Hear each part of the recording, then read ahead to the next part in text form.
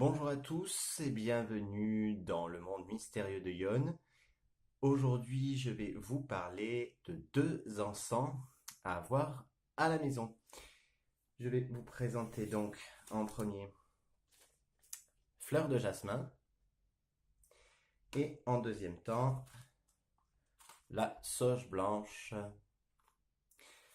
Alors déjà, je vais vous parler des propriétés de cet encens qui pour moi est magique. Il s'agit de fleur de jasmin. Donc c'est un encens très attaché au psychisme, à la divination. Euh, le jasmin, il représente tout ce qui est l'argent, l'amour, le jeu. Il a la particularité également de développer les facultés psychiques et il attire les gains.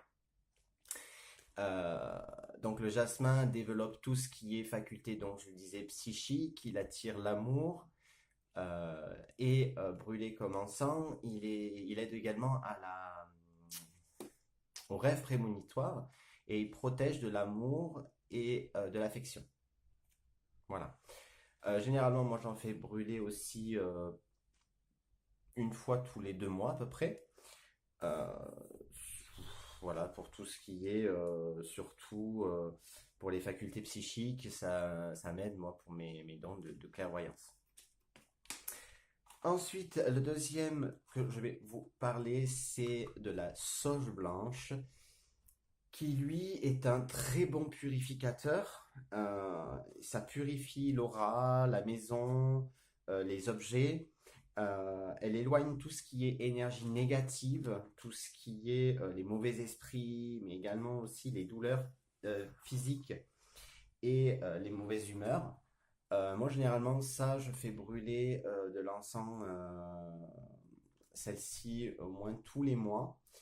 C'est très bon pour la maison, parce que comme je vous l'ai dit, donc, ça éloigne le mal, ça éloigne, euh, et puis ça purifie beaucoup, quoi.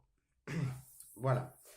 Euh, Comme je le dirai à chaque vidéo où je parle d'encens, les précautions à avoir quand on brûle de l'encens, on ne laisse pas les encens brûler sans surveillance. Il faut toujours être à la maison. On évite évidemment de les brûler près d'objets susceptibles de brûler très facilement, c'est-à-dire du papier, rideaux, etc. On ne respire pas directement les encens, puisque ce n'est pas bon non plus pour de sentir directement la fumée d'encens.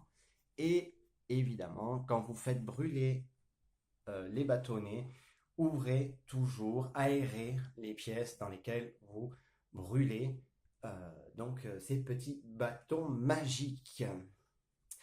Voilà, donc j'ai terminé pour aujourd'hui. Je vous retrouve vendredi pour vous parler. Je pense que vendredi, je vous parlerai d'un livre si vous êtes amateur de pierre et de lithothérapie. D'un livre que j'ai trouvé, c'est Les cristaux pour les débutants.